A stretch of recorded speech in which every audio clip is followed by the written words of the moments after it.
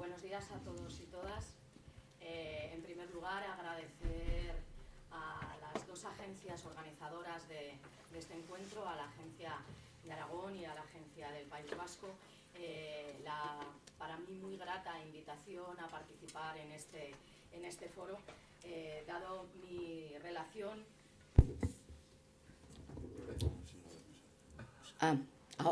Mira, ahora me oís mejor. Comienzo, ya me habéis oído. Vale.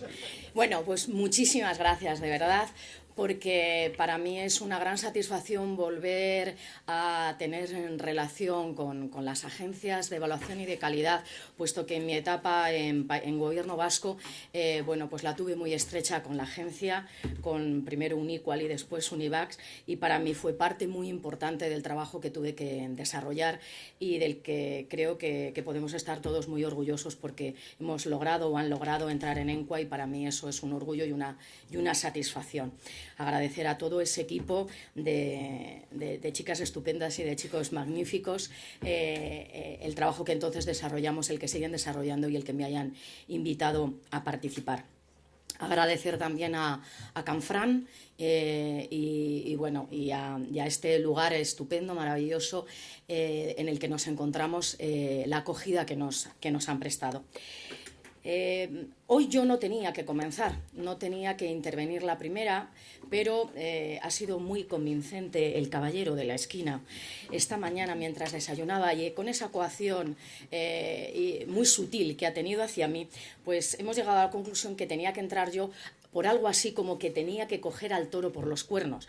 Entonces parece ser que de lo que vamos a hablar va a ser de toros, toriles y rejoneos. Bien, pero en concreto de lo que vamos a hablar es de este estándar, los procedimientos de quejas, reclamaciones y recursos, que deberían ser claramente definidos como parte del diseño de los procesos de garantía externa de calidad y comunicados a las instituciones, y nos establecen una serie de directrices.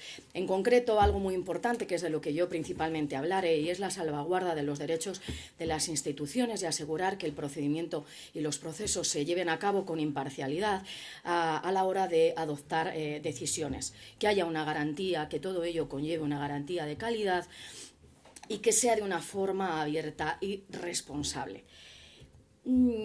Se habla en esa propia descripción del estándar de otra serie de cuestiones que os he... Sí, si podéis igual...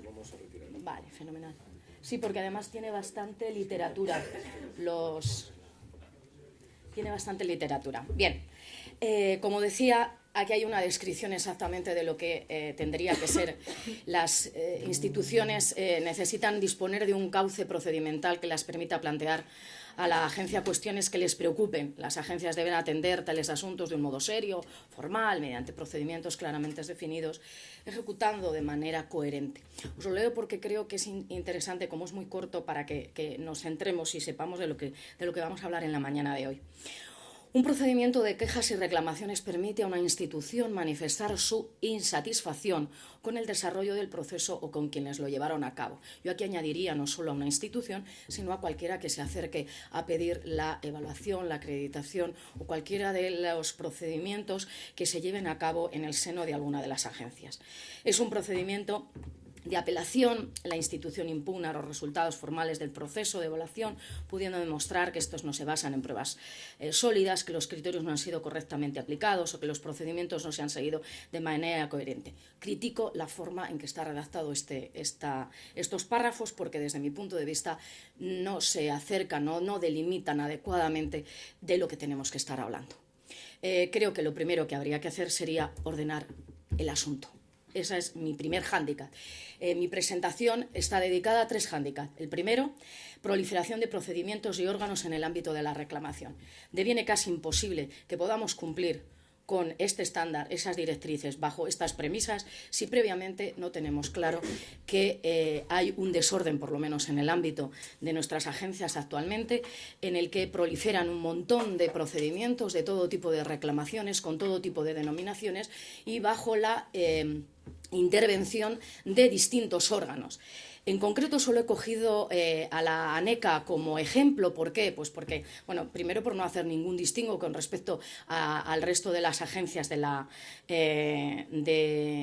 Estado español, pero también porque la ANECA es un paradigma y lo siento que no esté el director, que ya marchó, del desorden, el caos absoluto, hablando procedimentalmente, quiero decir. Vamos a ver.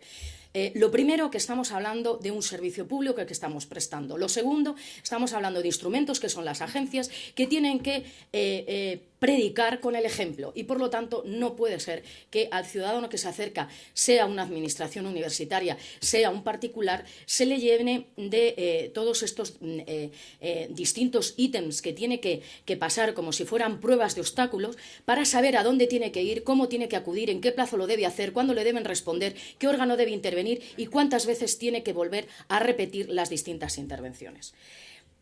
Evidentemente no vamos a hablar de todo esto porque ustedes lo conocen, pero si analizamos cada uno de los procesos que se llevan a cabo en la agencia ANECA, vemos claramente, imagínense ustedes, primero, la cantidad de normas que intervienen, la cantidad de procesos distintos, las calificaciones distintas que se otorgan a las quejas, las reclamaciones y los recursos. Estamos haciendo de lo que tendría que ser una excepción la norma, porque cuando ahora veamos la Ley de Procedimiento Administrativo, que es la que tiene que regir todo nuestro proceder, no nos ofrece estas capacidades, porque tienen que ser excepciones el generar cantidad de procedimientos de reclamación como el que estamos viendo. Vemos aquí mismo el primero, evaluación de los currículos de los solicitantes para el acceso a las figuras de profesor universitario, y vemos que aplican este Real Decreto del año 2002 y se habla de recurrir en alzada. Bien, es el primero que efectivamente se circunscribe a lo establecido en la Ley de Procedimiento Administrativo.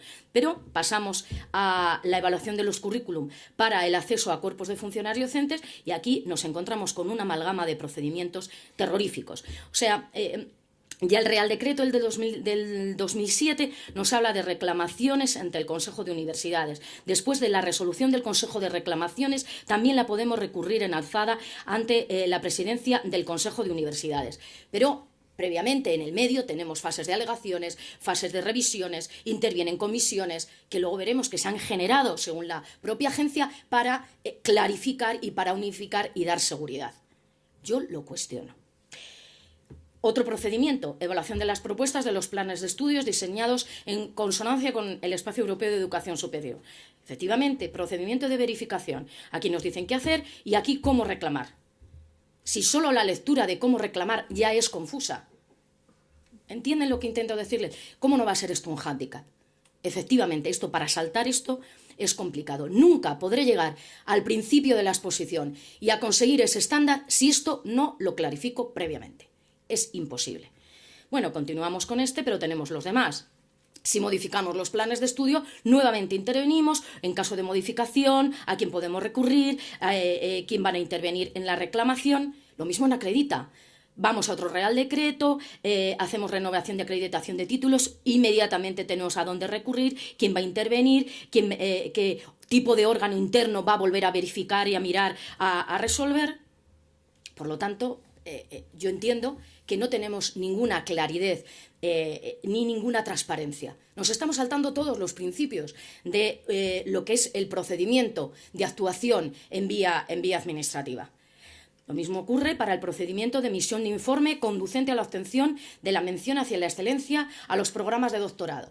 Esto no está regulado directamente con una norma, lo tiene la propia agencia regulado internamente, y lo mismo, tenemos fase de alegaciones con unas comisiones de evaluación donde reciben las alegaciones, una comisión de emisión de informes para cada presidente, y luego tenemos después el recurso. O sea, primero tenemos toda esta fase y posteriormente ya nos vamos a la fase de recurso, donde también intervienen distintos actores, como podéis observar, la comisión de emisión de informes nuevamente, la comisión de recursos. Y ya el colmo, desde mi punto de vista, es cuando en uno de los apartados de la agencia nos dicen que para clarificar todo esto, para darle mayor transparencia, para darle mayor seguridad, generan en el año 2012 dos órganos, la Comisión de Garantías y Programas y la Comisión de Informes de emisión de informes, que, como digo, ha venido apareciendo a lo largo de los otros procedimientos de reclamación que hemos ido observando. Bueno, y aquí vemos exactamente lo que van teniendo. O sea, donde intervienen, pueden hacer reclamaciones, pueden intervenir en los recursos de las resoluciones, pueden intervenir en otras funciones que el Consejo de Dirección establezca. Por lo tanto, si tenemos esto, ¿cómo vamos a poder cumplir con ese estándar? Yo, sinceramente, lo sigo poniendo en duda. Pero claro, si yo no consigo clarificar ese apartado primero, no consigo salir de ese hándicap primero, tendré que buscar otros elementos para poderlo hacer. ¿Qué nos da la normativa ordinaria para poder dar soluciones a ese mare magnum que tenemos ahí? Y que yo creo que se va a complicar aún más, como luego yo creo que podremos ver si cada una de las agencias, a su vez, puede implementar algún tipo de comisión, que pueda ser comisión de reclamaciones, algún tipo de recurso nuevo, que mal denominado recurso nuevo. Por lo tanto, más allá de no clarificar, lo estamos complicando aún más. Pero como digo, ¿cuál sería el segundo hándicap? Pues sería observar si la normativa, la básica, que es la Ley de Procedimiento Administrativo, nos aporta o no nos aporta aquellos elementos que no nos da la normativa específica que acabamos de observar.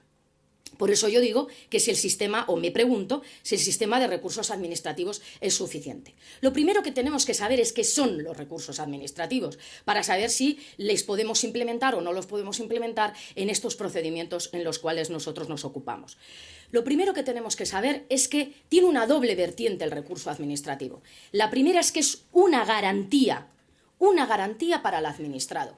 Cuando hablo de administrado, no lo hablo de personas solo físicas, estoy hablando también, por ejemplo, de las universidades. En el momento en el que se están dirigiendo a otra administración pública, tenga la entidad jurídica que tenga, está actuando como un administrado. Por lo tanto, cuando nosotros intervenimos en un proceso donde está una administración universitaria detrás, también está actuando como administrado.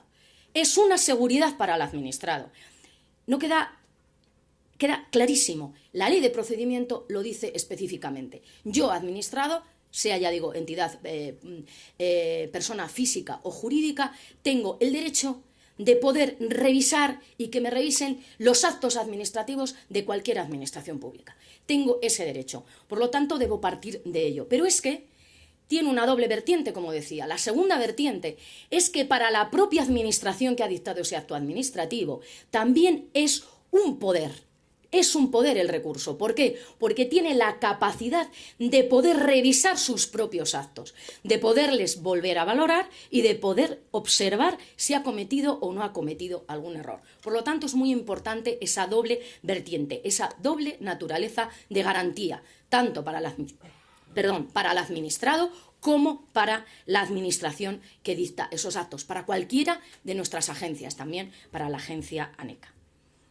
Por lo tanto, tenemos esa naturaleza de garantía y esa naturaleza de privilegio, que tienen que coaligarse cuando alguno de nosotros interponemos uno de los recursos. ¿Cuáles son los recursos que tenemos dentro de la Ley de Procedimiento Administrativo? Los ordinarios y los extraordinarios. Tenemos el ordinario de alzada y el ordinario de reposición, y tenemos el extraordinario de revisión. Esos serían los procedimientos, los únicos, y no tendríamos que estar cambiándoles el nombre, dándoles nombres diferentes en todos los procedimientos, porque lo único que generamos son confusiones. Por lo tanto, tendríamos que circunscribirnos a esos únicos procedimientos de reclamación o recurso, que son alzada, reposición y extraordinario de revisión. Y además, única y exclusivamente en base a aquellas cuestiones que sean de carácter de nulidad o de anulabilidad, que ya dice la propia Ley de Procedimiento. Tasado. No tenemos que inventarnos nada nuevo, no tenemos que intentar ser mejores modificando normas o dándonos normas que imposibilitan esa claridad y esa transparencia, que es el primero de los principios al cual tenemos que tender. Y hay otro principio, que era el de la calidad, y no la obtenemos si no tenemos esa claridad y no tenemos esa transparencia en los procedimientos. Esto sería lo único que tendríamos que tener en consideración. Esos recursos que todos conocemos, el de alzada y el de reposición, como digo, también, incluido también el de extraordinario de revisión, pueden incrementarse con uno nuevo. Y era al que yo me refería al principio, que he dicho que de la excepción hemos hecho la norma. La Ley de Procedimiento Administrativo dice que se podrán adecuar a través de ley, no de otro tipo de normas, solo de ley, el establecer la posibilidad de algún recurso o reclamación que tenga otra denominación, pero que tenga la equivalencia a un recurso de alzada o a un recurso de reposición. Pero lo que no podemos hacer es de eso, que es una excepción, porque ya tenemos un marco que nos hemos dado, hacerle norma, que es lo que hemos conseguido en todos los procedimientos que se llevan a cabo dentro de las agencias. Por lo tanto, eso habría que, desde mi punto de vista, repensarlo. Si ¿es de utilidad? Es de utilidad. Y ocurre, por ejemplo, un procedimiento que todos conocemos dentro del ámbito de las universidades. En los procedimientos de selección siempre hay una comisión de reclamaciones. Ese sería, digamos, el modelo que nosotros estableceríamos como la excepción y que se posibilita a través de una ley. Bien, de acuerdo, tenemos una posibilidad, pero como digo, tendría que ser la excepción y utilizar siempre la facultad del recurso de alzada y del recurso de reposición. Por lo tanto, yo entiendo que sí son suficientes los sistemas de recursos administrativos que nos da la Ley de Procedimiento y que lo único que tenemos que hacer es utilizarles adecuadamente y adecuar a la idiosincrasia de cada una de nuestras agencias las posibilidades que nos confieren ambos recursos. Cuando hablamos de alzada, cuando hablamos de reposición, en virtud de qué elemento se puede recurrir, ante quién se puede recurrir y quién tiene que resolver. Eso es lo único que tendríamos que clarificar. Pero si vamos al principio de la exposición y que queda claro, lo que se intenta es salvaguardar los derechos. Esto es lo que hemos dicho al principio, salvaguardar derechos, que quede garantizada la calidad del funcionamiento, que dé seguridad. Entonces ya me encuentro con el tercer hándicap. El tercer hándicap es el alcance y los límites de la denominada discrecionalidad técnica. Mucho se ha hablado de la discrecionalidad técnica, años llevamos hablando de la discrecionalidad técnica. Discrecionalidad técnica que no es arbitrariedad y que eso es en lo que en muchas ocasiones se convierte la actuación de algunos de los órganos procedimentales que actúan en los distintos procesos que llevamos a cabo. ¿Por qué?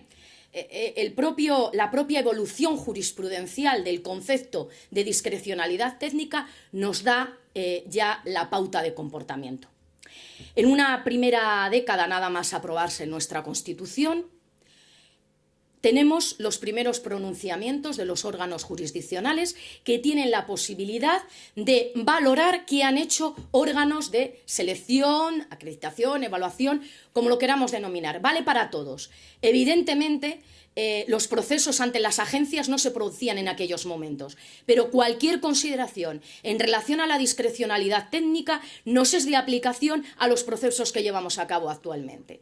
Quiero decir que esa discrecionalidad técnica que se viene llevando a cabo en cualquier procedimiento de selección en el ámbito del empleo público nos sirve a los efectos que hoy nos ocupan. Y de hecho, como todos conocemos y sabemos, la Audiencia Nacional, el Tribunal Supremo, el Tribunal Constitucional ya se ha pronunciado sobre esa discrecionalidad técnica en el ámbito de la evaluación, principalmente de la evaluación ANECA. Por lo tanto, también podemos hablar ya de ello. No si bien es cierto, en las primeras fases o etapas de este análisis de lo que es la discrecionalidad técnica. Y es muy interesante, porque parece que la discrecionalidad técnica vale para todo, es como un chicle, se estira, se adecúa a lo que yo quiero y considero, pero por eso mismo decía que eso no ha de ser así, porque entonces deja de ser discrecionalidad técnica para pasar a ser meramente una arbitrariedad.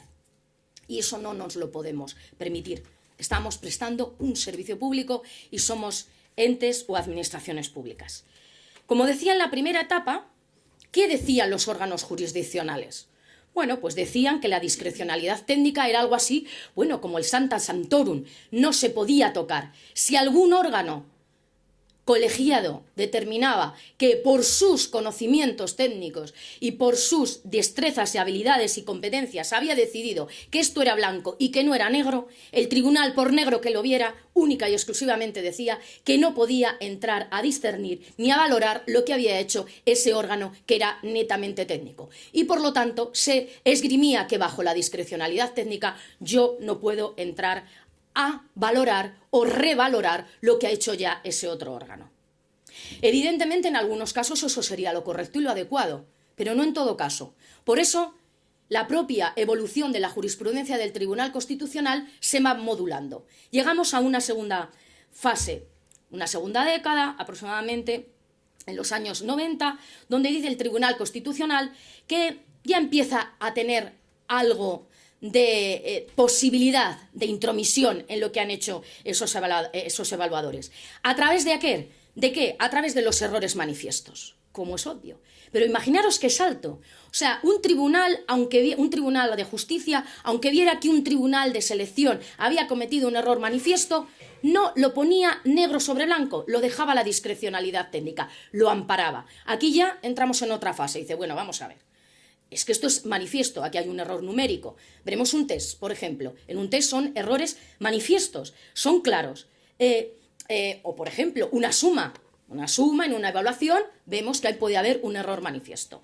Y en un test, ahí se empieza ya con los test cuando son claros, cuando no hay capacidad de interpretación, cuando si se dice el artículo 24 de la Constitución dice A, B y C, y una se corresponde, es la que es cierta. No hay posibilidad interpretativa en ese tipo de test. Entonces ellos entran ahí y dicen, mire usted, no. Usted aquí no puede ejercitar la discrecionalidad técnica de esta forma que la está ejercitando porque se está convirtiendo en arbitrariedad.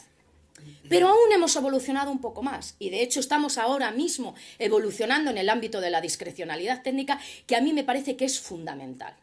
Y más en el momento en el que nos ocupamos actualmente con ese concepto tan amplio y que se nos llena la boca del concepto de transparencia, pero que hay que llenarle de contenido de verdad. Y que yo confío y creo en la transparencia. Y por lo tanto creo que esta es una parte fundamental de ello. El entrar en los entresijos de cualquier valoración producida en el ámbito de la prestación de un servicio como el que hacen, por ejemplo, las agencias, es fundamental. Porque da esa virtualidad más allá de cumplir el mero expediente. En esta tercera etapa, os lo señalo ahí ya vamos un punto más allá, ¿no? Y ya incluso los tribunales se atreven a hacer dos cosas. Primero, si el ámbito es netamente jurídico, de lo que estamos hablando, y ellos son conocedores como miembros de los órganos jurisdiccionales, entran a conocer y entran a valorar. Y si estamos hablando de materias que ellos no conocen, piden periciales. Por lo tanto, vamos un punto más allá. ¿Qué significa esto? Significa que eso sería un círculo perverso. ¿Qué significa? Que ese perito va a ser mejor conocedor y mejor valedor de una materia concreta que se ha evaluado, por ejemplo, o cuando se ha verificado un título, o cuando se ha hecho una acreditación, o se ha hecho... ¿Va a ser mejor? No estamos poniendo sobre la mesa si es mejor o peor, pero sí que estamos intentando discernir si efectivamente se ha esgrimido adecuadamente esa discrecionalidad técnica. Entonces, la prueba tiene que ser fundamental cuando la está poniendo de manifiesto el órgano jurisdiccional. Y por eso se posibilita el establecimiento de pruebas periciales. Más allá de todo ello, de esta posibilidad de interacción, de petición de prueba, evolucionamos un punto más. Y el punto importante que yo creo que nos tiene que, de verdad, o tenemos todos que acoger con satisfacción, es la última evolución jurisprudencial, la que os hablo de motivar el juicio técnico. Fundamental.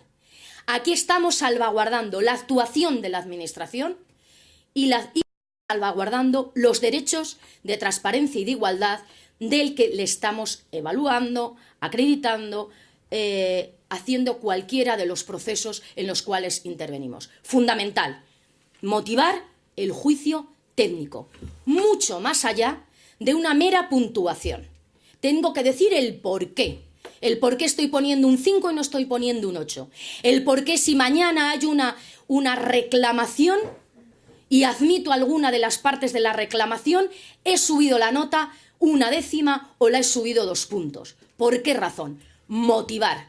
Eso es fundamental, porque ahí, más allá de la discrecionalidad técnica, vuelvo a estar ejercitando el juicio técnico que avala mi actuación. Por lo tanto, esta cuarta pata de la evolución jurisprudencial me parece que es más que evidente y más que fundamental. En esa evolución jurisprudencial de lo que es la discrecionalidad técnica, también todos conoceréis una teoría que a mí me parece fundamental y que es interesante y que tiene que ver también con lo que acababa de decir en relación al establecimiento de un peritaje o no establecimiento de un peritaje de una actuación técnica anterior.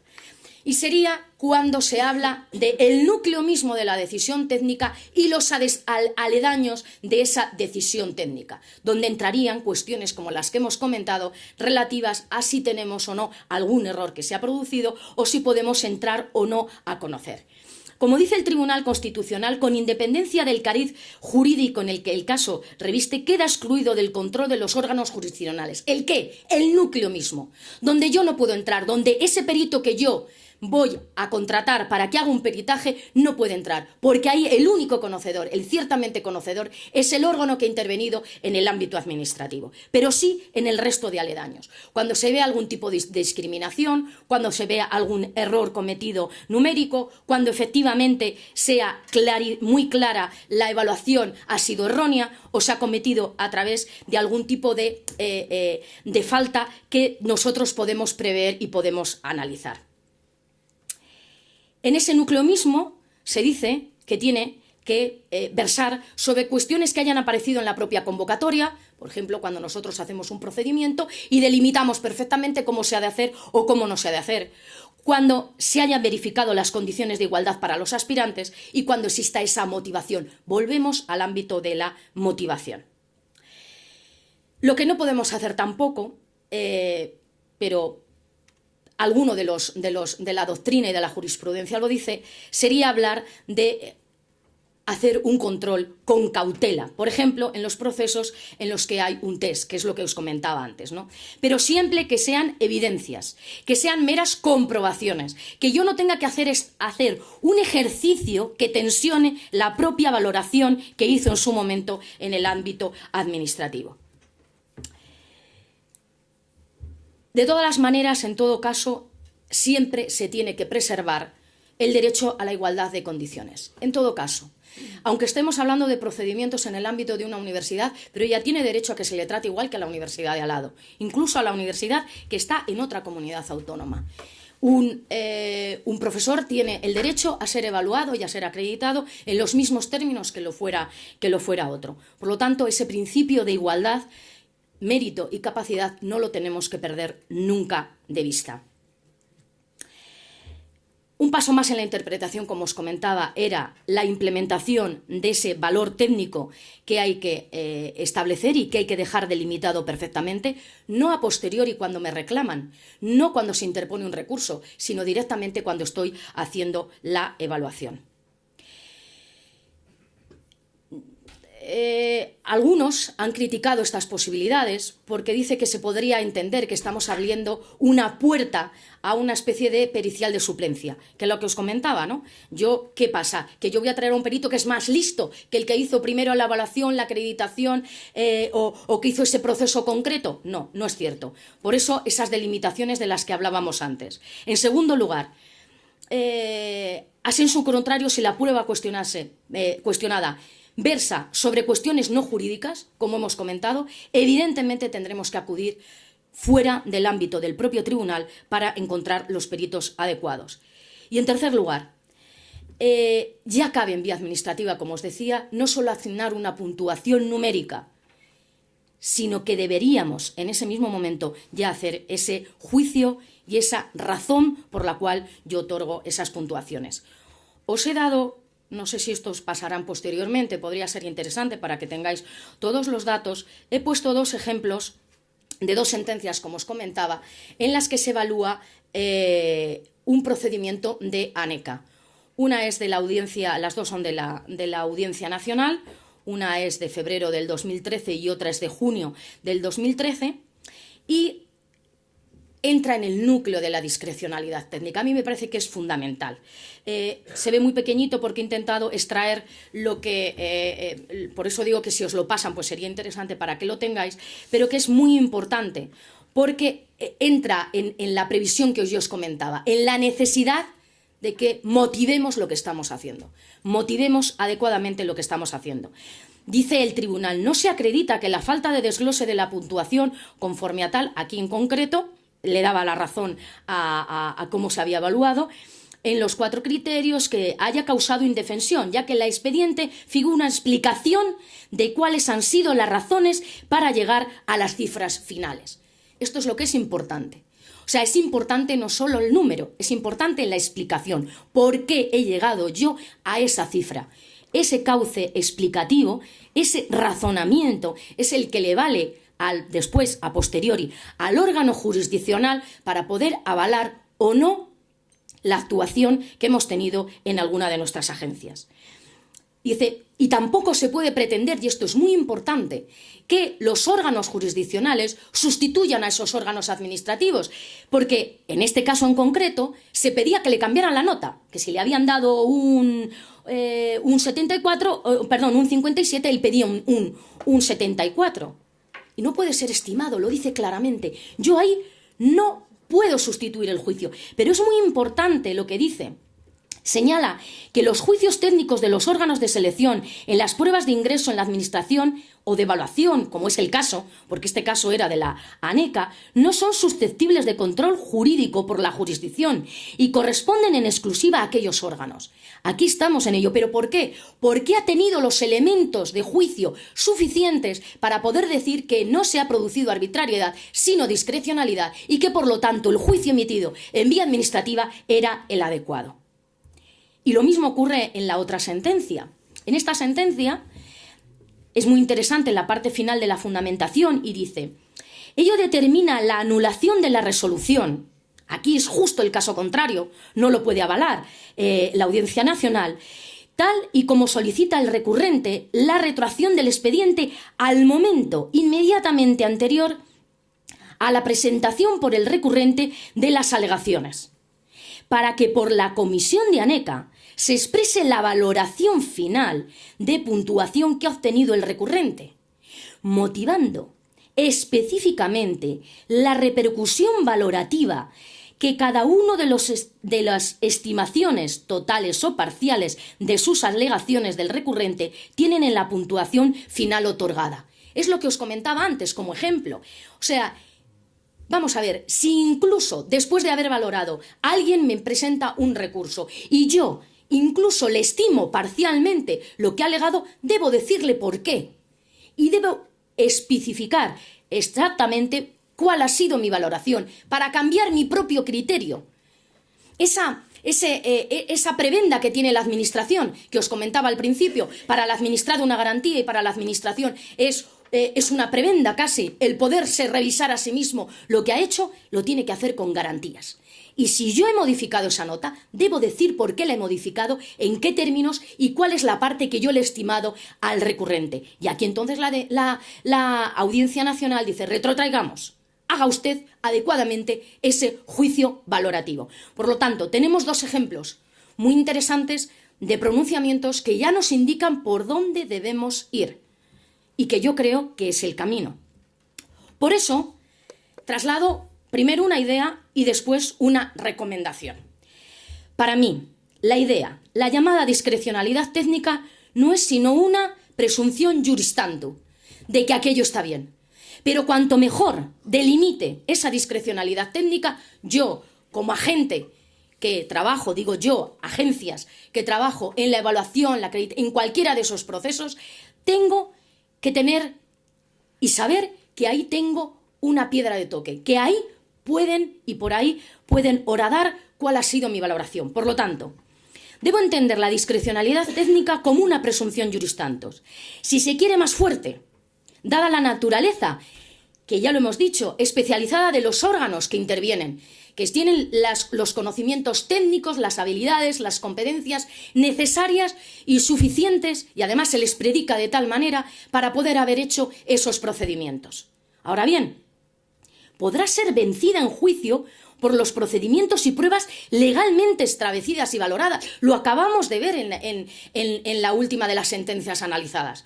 Por lo tanto, tengo que estar siempre ojo a visor y tenemos que ser muy, muy observantes de esta regla de motivación. Porque si a través de esa sana crítica yo puedo revalorar lo que se ha hecho previamente, puedo cambiarlo. Y por lo tanto, efectivamente, puedo dejar de tener ya discrecionalidad técnica y que alguien me cambie mi discrecionalidad técnica por otra mejor. Pero no por otra mejor técnicamente, sino porque he conseguido probar que técnicamente lo es. Quiero decir, que no cambie un juicio por otro, sino que el primero no era el adecuado. Eso es lo que es importante, y no cambie un juicio por otro. El primero no era lo suficientemente adecuado y tenemos que tenerlo en consideración. Por eso, desde este punto de vista, es evidente que el órgano judicial, salvo en cuestiones jurídicas en las que debe conocer de derecho, que es lo que hemos comentado, no puede sustituir este criterio de órganos calificadores, tribunales, cualquier comisión de las que nosotros conocemos y trabajamos, porque no es su propio ámbito. Pero cuando se valoran las pruebas del proceso y llega a una conclusión razonable, según esas reglas de la sana crítica, no está aplicando su propio criterio, sino el resultado del proceso que pone de manifiesto el error en el que ha incurrido la Administración. Por tanto, que no se nos olvide, motivación, supervisión de todas las actas que se confeccionen y se hagan públicas para que quede claro que no existe ese error y que no existe la posibilidad de prueba en contrario que inhabilite la valoración técnica iniciaria hecha por, en este caso, las agencias. Una recomendación, que cabría la posibilidad. Modificar en los procesos, incluyendo algún tipo de fórmula. La podemos establecer para cualquiera de nuestros procesos. En aquellos ejercicios, pruebas, valoraciones que se hagan, que versen sobre la apreciación conjunta de capacidades, por ejemplo, de aspirantes o de capacidades o de ítems que han de ser valorados dentro de cualquier procedimiento, serán calificados por un órgano evaluador según las bases de la propia convocatoria. Cuanto más claras sean las convocatorias, más seguridad nos darán. En caso de tratarse de calificaciones que sean numéricas, en todo caso, ante eventuales reclamaciones frente a la misma, siempre tendrán que especificarse y singularizarse las motivaciones, siempre y en todo caso. Si ni en la reglamentación ni en las bases se recoge nada de esto, se tendrá que hacer en los propios informes o actas que se eleven por los órganos administrativos. Fundamental, revisad cómo hacemos esas actas o esas hojas de calificación o de establecimiento de valoraciones y puntuaciones. No es preciso que el órgano evaluador o calificador se sienta examinado. Evidentemente que no. Pero sí que es cierto que no podemos decir y esgrimir continuamente aquella vieja discrecionalidad técnica de los inicios de la fase primera constitucional de la que hablábamos al inicio. Porque sí, porque yo lo he dicho, porque técnicamente es así. Y ya sí termino, aunque me lo están pidiendo ya, por favor, con una penúltima reflexión. Bueno, yo creo que San Juan de la Cruz está bien acertado aquí y que nosotros lo podemos tomar en consideración. Bienaventurado el que, dejando aparte su gusto e inclinación, mira las cosas en razón y justicia para hacerlas.